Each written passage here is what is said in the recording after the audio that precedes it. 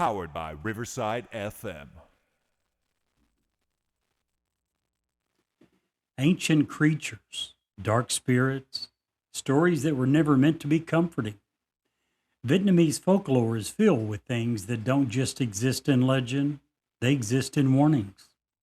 This episode, we're stepping into the dark side of it. Tonight on Newsworthy, 2 words and 2 question marks. Xin chào con dong ng guay Viet qua chung toi tay các ban guay kia đang lang nghe và tin chung toi da đây.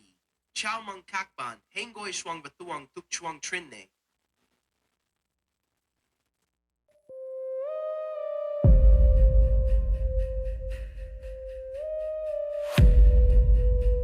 I'm Steve, and I've not seen a conspiracy that I don't like.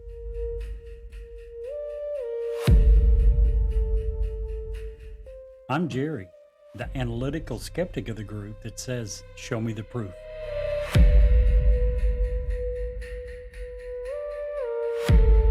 I'm Brett.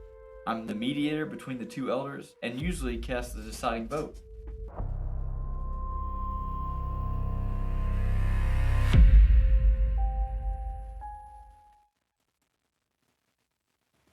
We weren't just looking for a house. We wanted our forever home. That's when we called Ed Lockett, USA Mortgage. He helped us see the bigger picture.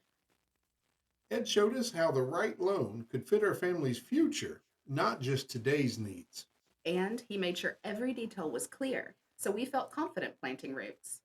Hi, I'm Ed Locke with USA Mortgage. Let's find the loan that makes your forever home possible. Call me today at 502-680-0953.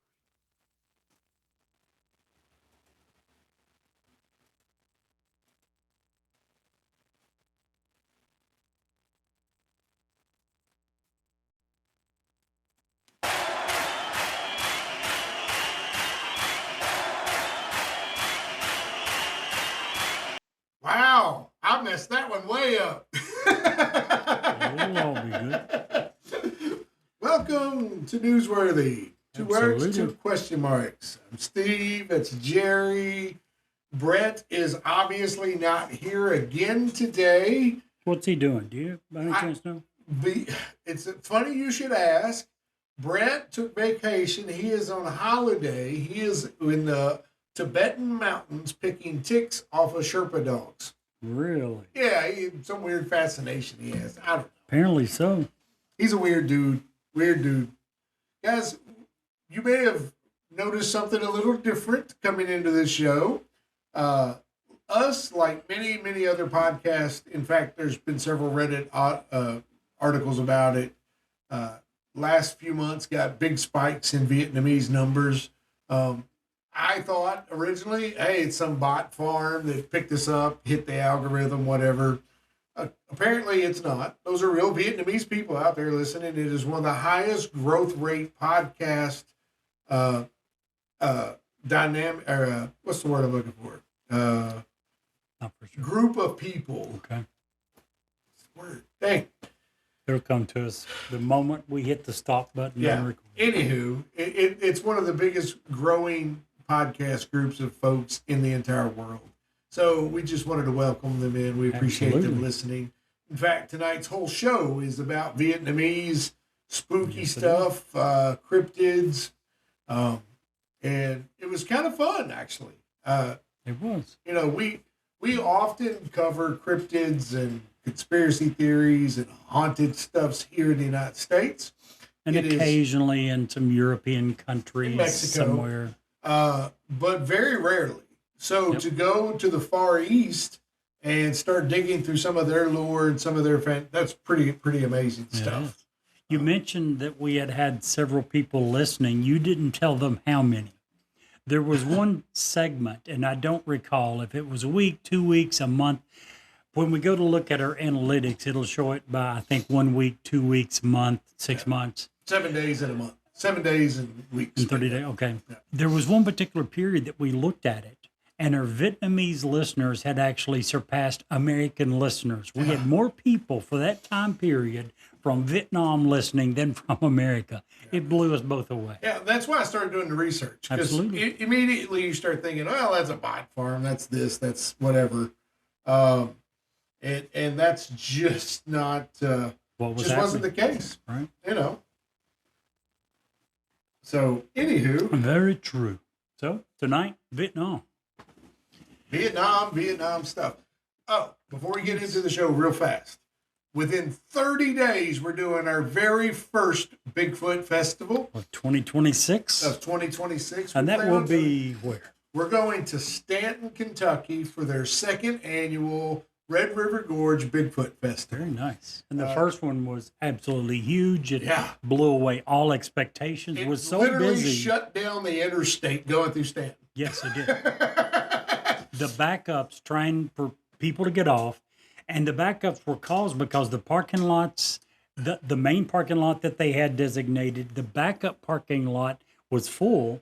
They didn't know where to send people for a while until they got that figured out. So people were backed up to the interstate and way back on the interstate trying to get off to come to the festival. Yeah, We're hoping this year's anywhere near that. Other than that small thing, which nobody could have planned for, Oh, absolutely. it was probably one of the that we do several festivals. It was one of the best ran, It really was. best organized, best thought out venues. Which is saying a lot for it to be Period. the inaugural event Yeah, last year.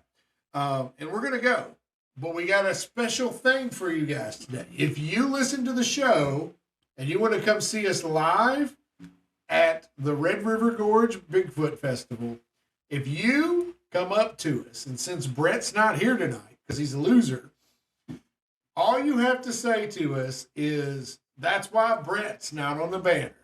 If you tell us that, either me or Jerry, either one of us, we're going to give you a free special gift. Absolutely. Did we tell them when it is? May 30th. May 30th in Stanton City Park in Stanton, Kentucky. Starts at 10 a.m. We'd love to see you there. Yeah, absolutely. Come see us. Come, even if you don't want a free gift, come say, hey, I listened to the show. Glad to have you. If you have an awesome experience you want to share, great time. We're going to have our equipment there. We'll be able to do an interview right on the spot. So Absolutely. we don't sell anything at those things. We just go to talk to people. Some people, we hear occasionally, some people say they would like to share. They don't want to be recorded. That first of all, there's no video. It's only audio. Secondly, if you are insistent you don't want, but you'd still like to share your story, tell us. Yeah. We can retell the story. You don't have to be recorded at all. But Absolutely. yeah, I'll nothing use them else. for Stop bonus by. stories. Absolutely. Nothing else. Stop by and say hi. Anywho, all right. Jerry, Yes.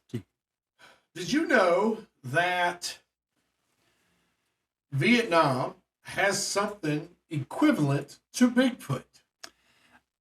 Before I began doing the research, I had no idea, but I would have, if I'd been asked, I would have said yes, because almost every country in the face of the earth does. But Every single civilization has two things in their.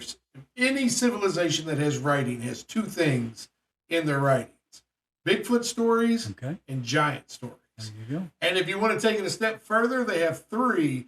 99.9% of those all have a flood story too. Yep. It's insane.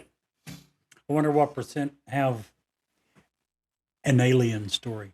Oh, I'm sure. I mean, High percentage, I would think. I would think. People from the sky coming to help to hurt, do to whatever. do something. To harvest gold. Yes. Whatever you want to call it. But let's talk for just a second about Vietnam's equivalent of Bigfoot. Let's do it.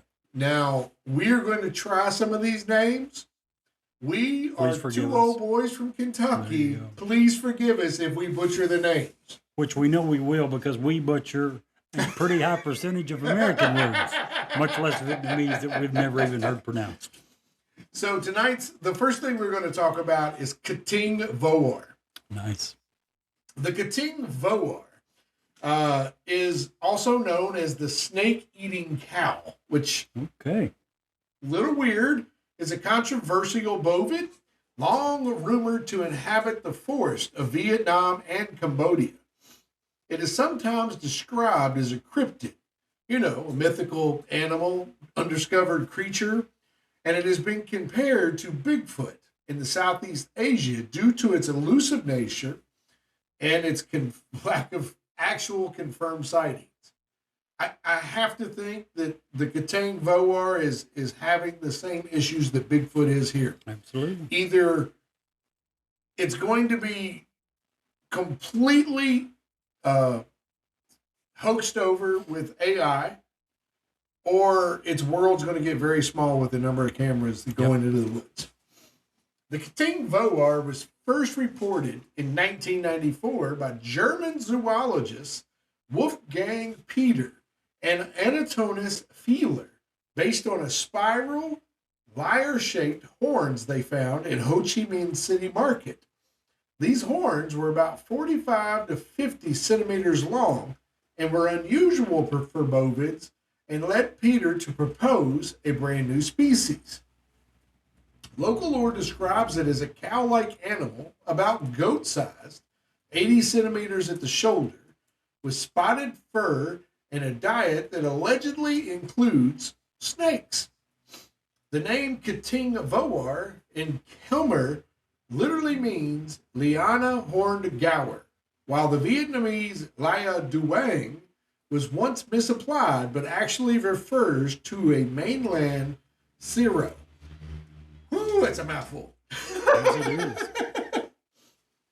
Now, much like Bigfoot here, there's much scientific debate. Supporters like American mammalogists, my goodness, Another mouthful. mammalogic, I can't even say it. I'm moving on. Like American Robert Tim has suggested it could be real. Distinct wild bowfin, and such as the coupre. Apparently, wild bovids are not unheard of in the world. I'll be darned.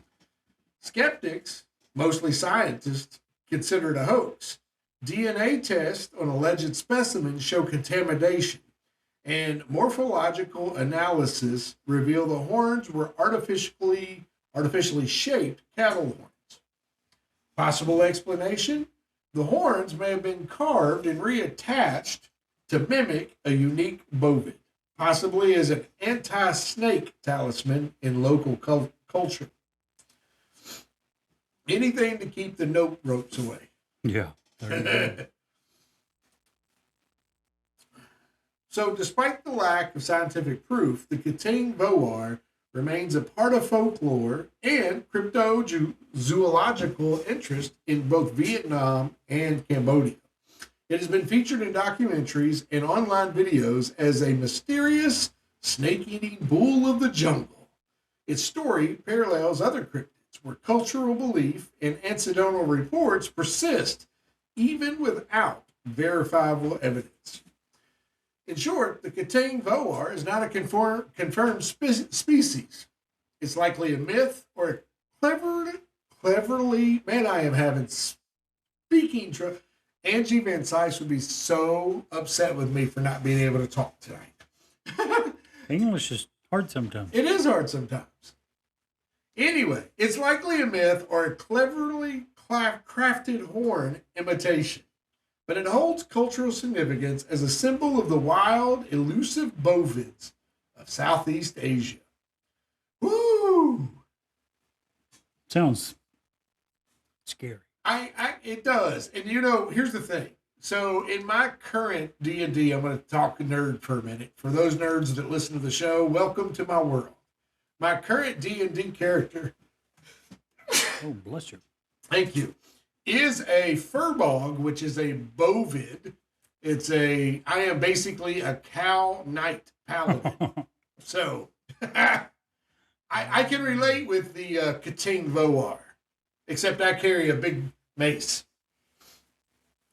One of the most interesting things about everything that you mentioned to me was the fact that it was first talked about in 1994. Yeah, That's extremely recent. Most of these that we've talked about, and we've talked about the fact that you'll find Bigfoot stories in basically every country, every culture in the world, and many of them go back centuries. This one No mention of it until 1994. So that to me struck this. Wow, that's unusual. Very unusual. Very unusual. What was you going to talk about for one? And then we'll come back to the next one I have. Because the next one I have is even creepier than that one, if you can believe it. Yeah.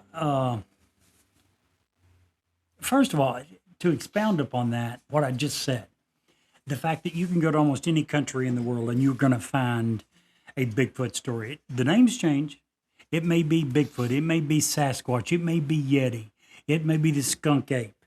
And in The Ohio Vietnam, grassman. right? And in Vietnam, it's Kating Voar. the names change, but the stories are eerily similar. And it's not just cryptids. You'll find the same thing happening with ghosts, spirits, boogeymen, creatures of the night. The same thing. The names change, but not the stories. They're very similar stories that have been told around the world in many cases for hundreds, if not thousands of years. First one I'm going to talk about is called the Mada, the spirit that waits beneath. Wait. Yes. Mada. How do you get the Mada? And I get 8,000 different varieties of not how to pronounce anything. You think? You are definitely the smarter of the two of us. So I don't know why you get the Mada. I was not the smarter and I of the get two. Normally, in this case, I probably was because I was smart enough to pick the one with names I could pronounce. That's all I'm saying. I took a look at the first one. I'm like, yeah, Steve, I think you would do really well with this. You must have caught me when I had too much wine. Yeah. Anywho, I didn't mean to cut you off. Mada. Tell us all about Mada. The name translates as a water ghost, but that's barely scratching the surface. In Vietnamese belief, a Mada is the restless spirit of someone who drowned, often suddenly, tragically, unjustly. Here's the key part. They're not at peace. Instead of moving on, they're believed to be trapped in the water where they died, whether it's a river, a pond, a canal, even flooded rice fields. But over time, they become something else, something patient, something waiting. They don't just haunt the water, it waits. In many tellings, the only way that the Mada can be released to its final home is to replace itself, meaning it needs someone else to drown. It's a literal game of tag. They drag a living person down to drown so the victim takes their place as the new Mada, allowing the old spirit to finally move on to its final resting place. Oh, that's creepy. Isn't it, though? Now, the stories vary, but some of the common descriptions include a pale, bloated figure just beneath the water's surface, sometimes described as a bloated corpse with hair that looks like tangled river weeds. Sometimes it's a hand that grabs at ankles, trying to pull you under. Sometimes it's nothing visible at all. They're just a sudden downward pull. People describe victims as, in many cases, very strong swimmers who suddenly begin to panic because they can no longer swim. There's a force that's pulling them under. They describe them as being pulled under in what is normally, usually, very calm water. In many cases, they're reported to have disappeared without a trace. Now, to put this in context, Vietnam is a country that is shaped by water. Rivers, canals, floodplains, all are vital to Vietnam. The Mekong River alone is the world's largest inland fishery. It supports millions of people with its food, its water, transport. So Mada serves a dual purpose. They're supernatural, but they're also practical warnings. So don't swim alone, respect the water, and be careful where you step, because whether it's a ghost or not, the water might take you. You have a very puzzled look on your face. Man, I don't like.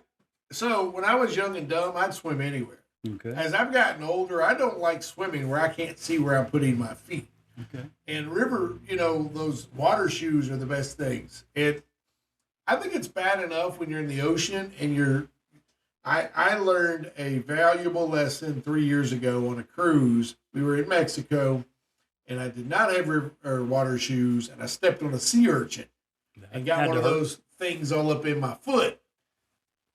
But even that isn't going to take me under and keep me and trade places with me. That's creepy.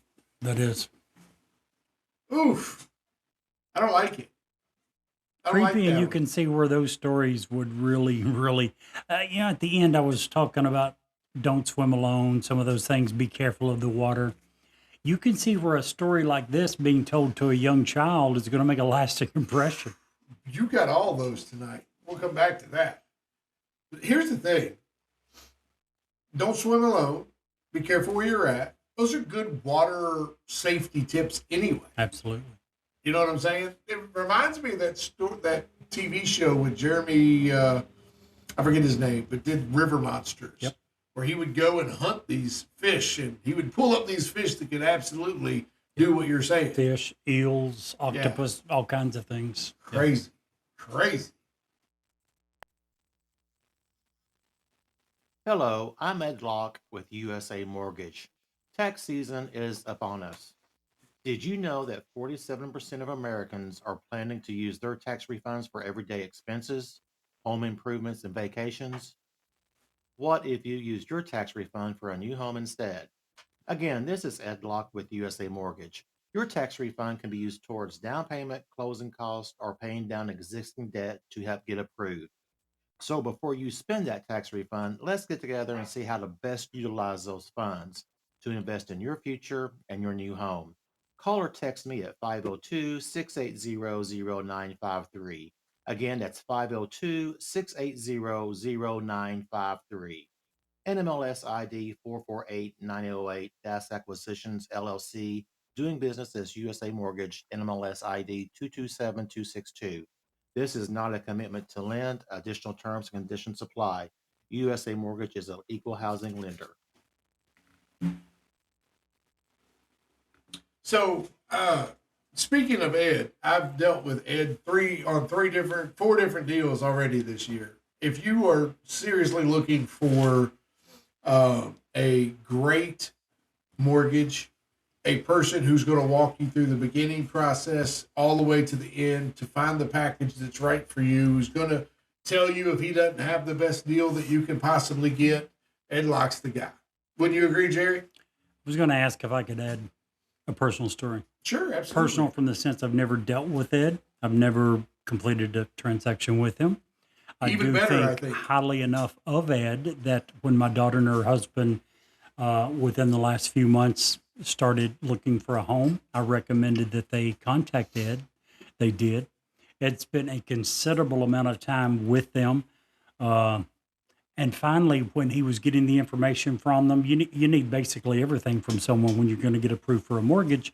Yep. He had their tax returns and their W-2s and all this, and he was looking at where my son-in-law worked, and which is at CCU, a credit union in the area.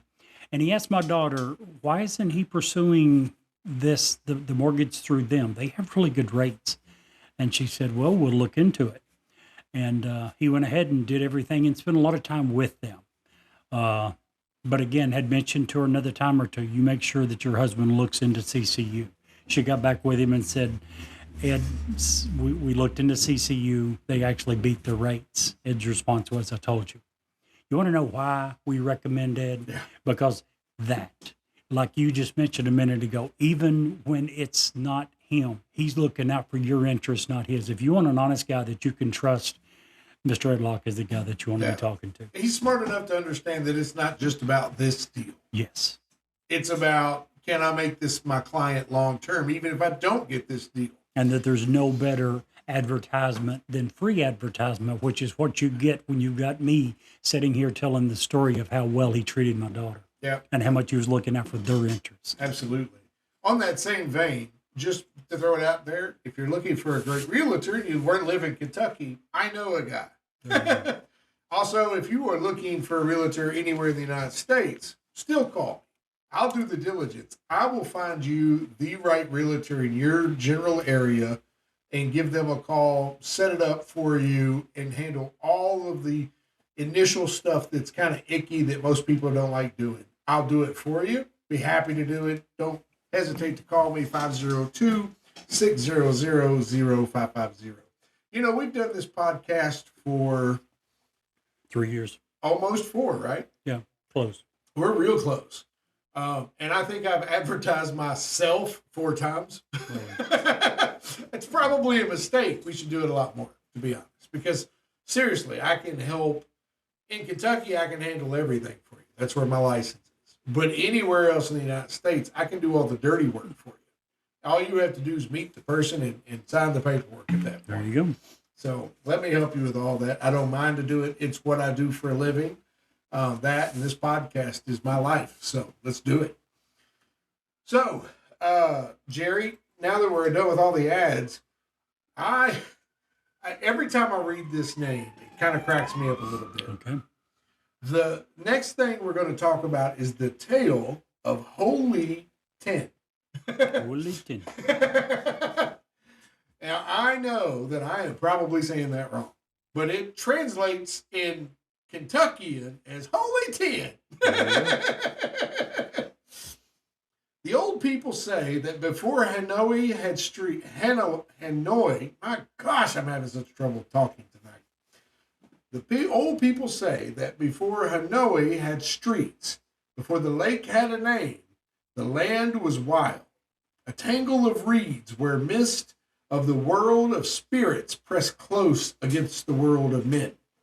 On certain nights when the moon hung low and red over the water, villagers whispered that they could hear something breathing beneath the earth. Not an animal, not a human, something much, much older. They called it Holy 10, the fox spirit. For 1,000 years it had lived in the caverns beneath the marsh, shedding its old tails and growing new ones, each one a mark of more power. And by the time people first settled nearby, the creature already had 9 tails, each moving with a mind of its own, glowing faintly like embers in the dark. And with the 9 tails came the final gift, the ability to become human. At first it was subtle, a stranger passing through the village, a beautiful woman seen walking alone at dusk, a handsome man like me, who appeared at the market but never bought anything. People spoke to them, and those people were never seen again. Livestock vanished. Children woke screaming from dreams of golden eyes staring through the window. Travelers swore they saw a woman standing knee-deep in the lake, her reflection showing 9 white tails, even though her body did not. Fear started to settle over the village like a sickness. Finally, word reached Lac Long Quan, a dragon-blooded king, the ancestor of Vietnamese people. He traveled north. He followed the stories until he reached the lake that would one day be called Tay Ho. The moment he stepped on the shore, the water went still. He called out to the spirit, demanding that it show itself. And for a long moment, nothing moved. Then, slowly, the reeds began to part, and a woman stepped forward, impossibly beautiful, dressed in white, her hair drifting like smoke. But behind her, the shadows twisted, and 9 pale tails unfurled like ghostly banners. The Holy 10 smiled, simply said you were brave to come along. And he said, I'm never alone. The ground trembled beneath his feet, and the battle that followed shook the land. The fox spirit split into illusions, 100 different versions of herself, each laughing and whispering lies. She turned to the air into a maze of shifting shapes, trying to confuse him, to lure him close enough to strike. But Lac Long Quan was not fooled. With a single sweep of his blade, he cut through the illusions and struck the real creature. The Holy 10 screamed, her 9 tails thrashing like serpents. She tried to flee into the lake, but he seized her by the tails, and one by one he severed them. And when the 9th tail fell, the spirit collapsed, her power unraveling like smoke in the wind. Where she died, the earth sank, filling with water. That place became West Lake, the Great Lake of Hanoi. And the villagers on that say that on quiet nights, when the moon is low and the water is still, you can see faint ripples moving with no wind. If something stirs deep within the water, something stirs deep within their sleep. Because the spirits that old truly never die. They only wait for their next victim. Yeah. What a creepy story.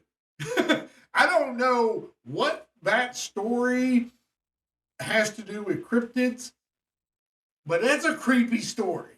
I agree. I would wholeheartedly agree. Yeah, it amazes me. I know I'm saying it again. I'm being repetitive, but Gosh, you're so repetitive. so many of these stories they go from culture to culture. It'll have a different name, but something very similar can be found in America. Basically, any country you want to look at. Skinwalker is what it makes me think of in You got it. America. And when you start looking into it, there's similar things found in many, many countries, if not most countries, which makes you wonder, how does people, I know the first one you did, what was the name? Kating Voar Yeah. was only discovered or first found in 1994. Many of these go back long periods of time, hundreds of years in many cases. How can you have so many similar stories that have been told around the world going back hundreds of years, way before communication was to the point that people could have heard it from elsewhere? Right. How? Without some kernel of truth originating all of these stories, how? Well, this is why we do what we do. Absolutely. To me, it just lends so much credibility to these stories. Is there's no way that people from around the world have been telling these same stories for such long periods of time with so many similar details if they just made it all up. I find that very hard to believe. Even if it, let's not say they made it up. Let's say even if it is something that they absolutely believe they saw. Right. I have another story on deck that if we get to it, great. But it involves something that we have direct experience in that on many of the festivals we talk to folks. A lot of them, like Jerry said at the very beginning of the show, they don't want to share their story online. They don't want to be recorded. They just want to talk. And a lot of people at these festivals feel very safe just sharing their story, which is why we go to them. We love it. Yep. And we do that at our own expense. It just, that's because we love those stories. We love how it helps our podcast. And in many cases, helps people. Yeah. You've told the story different times about the lady in Ohio. Yeah. And she told the story and let out a huge a sigh of relief. You could tell it was the weight off her shoulders she'd be carrying. In that case, it was an elderly lady, and it happened, when she was in her teens? Yeah. She'd carried it for the majority of her life. The very first time she ever drove alone.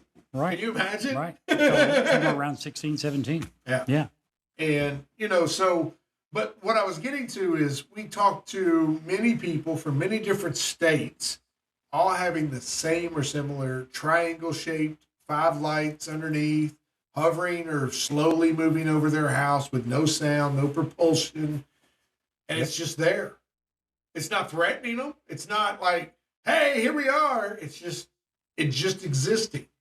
But for that many people to see the exact same thing in 5 different states and be able to detail it down to the size and the number of lights, it's the same thing you're talking. This is happening all over the world with totally creatures, and it's the same thing. Creatures, boogeyman, ghost, UFO, all of it. Yeah. Very similar stories being told. Absolutely. All right. Next, let's shift from supernatural horror to something a little bit more familiar, still unsettling. Ong Babi. I got to work That's with my you hardest every one. day, so working with you every day is unsettling. Oh, I thought you was going with it. That's better than what I thought. I thought you were going to say I was the supernatural horror. It's good to know that I'm only a little unsettling. You said Oh. that. I did. Ong Babi is a figure that is used to scare children into behaving. You can think of him as Vietnam's version of the boogeyman. His name roughly translates to the man with three sacks. Now, according to their folklore, he roams around at night. He carries three large bags. If you misbehave, he takes the children, he puts them in bags until he has three children and carries them away. He's often described as being a thin, sometimes hunched over elderly man, very quiet, someone who's always watching, not flashy, not monstrous, not someone you would even look at and think a second thought about, which almost makes it worse, right? It could be anyone, and no one would even know. Unlike the Mada or others, the Ong Babi isn't necessarily believed to be real. He's a tool. He's a way for parents to enforce behavior, right? Many parents use the boogeyman for that. Well, you better not do that, or the boogeyman might get you. He's used to make sure that kids don't wander off, to make sure they don't stay out too late, to make sure that they listen to their elders, if that's possible. But parents will do and say a lot of things trying to get their kids to listen. Basically, it's used as a tool to try to get the kids to do as they're being told. It's fear used as structure. Now, like many child snatcher figures that are told around the world, Ong Babi reflects real fears. There are kids that get kidnapped. There are kids that get lost. There are dangers of wandering off alone. And in many cases, these stories like this are simply used as tools trying to get the kids to not have those bad things happen to them. Now, it turns these abstract dangers into something that's more personal. And every child at some point wonders, what if he's real? Just this once. An example. For my grandson, this was just the other night. If you remember, we had some really strong storms that come through Sunday night, around midnight, I think. My daughter said that it woke Jensen up. He come in the room and he told him someone is knocking on our front door. They told him it's just the thunder. They got him calmed down. He went back to bed. A few minutes later, he comes back a little more scared. And he tells them, I heard it walking down the hall, coming to my room. They explained it was just the heavy rain that's hitting the roof. Same as before, they eventually got him calmed down. He goes back to bed. This time, not 2 minutes later, hail begins to fall. He comes running in the room and he tells them, someone's knocking on my window. Needless to say, at this point, they're up. The whole family's up for a while. Now, Jensen is 5. To him, the boogeyman isn't a story. It's real. Something that could be waiting, watching. And maybe the truth is, the boogeyman never really goes away. Maybe we just get better pretending he's not there. Facts. Listen, the safest spot I ever considered myself was next to my grandfather. When we lived with him, I would sleep with my grandfather. And he was old school. The house was warm, had 8 blankets on the bed. Back in the day, you know, where the older folks slept in separate beds. My grandma slept in one bed, he slept in another bed. I remember to this day, even in being in the safest spot I could ever possibly be in, I would get close to him and away from the edge of the bed because I was afraid something was going to reach out from underneath the bed and get There me. you go.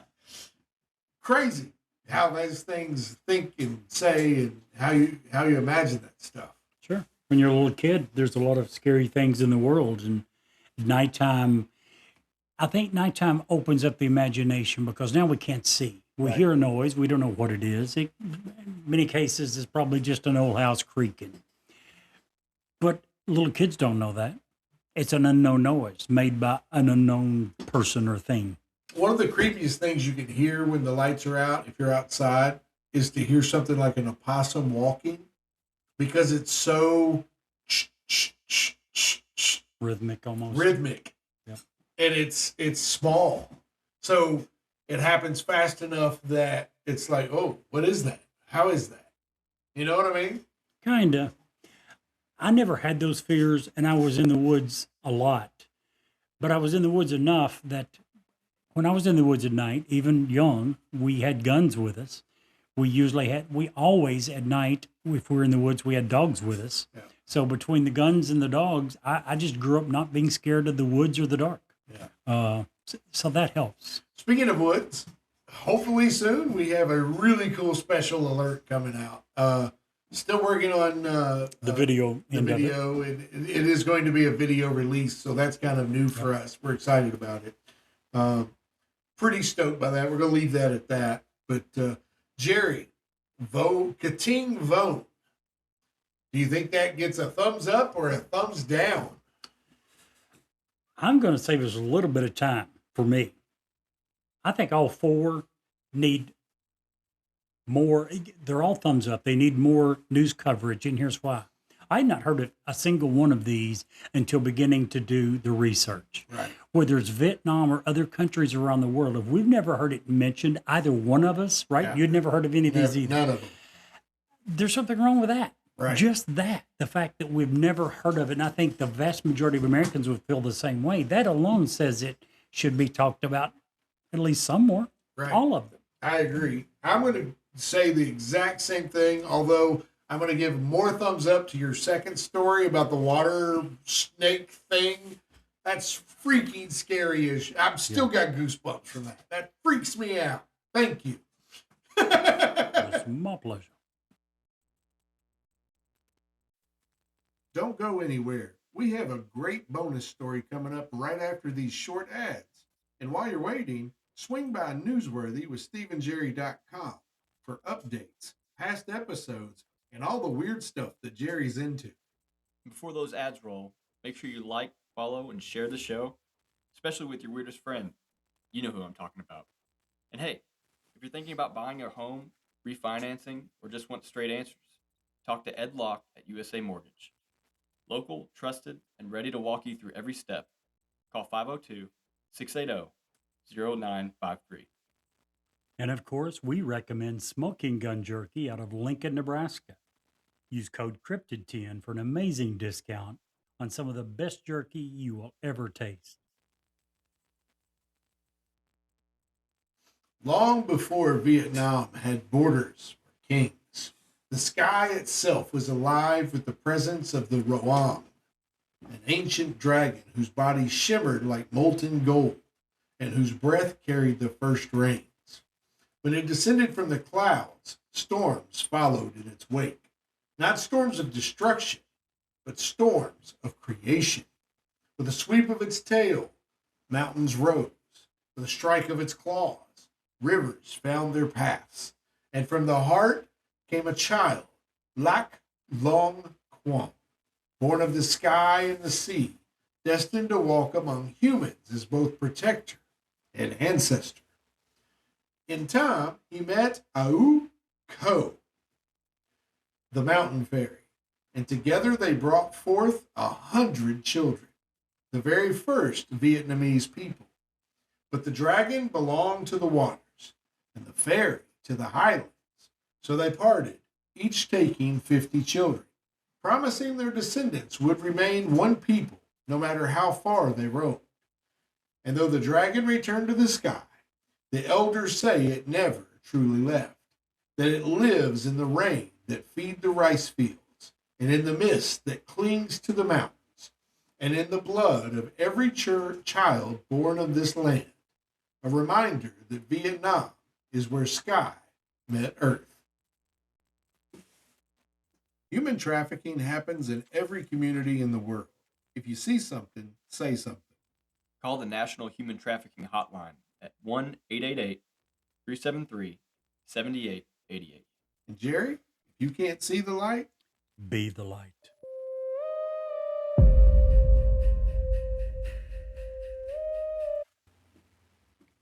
good show.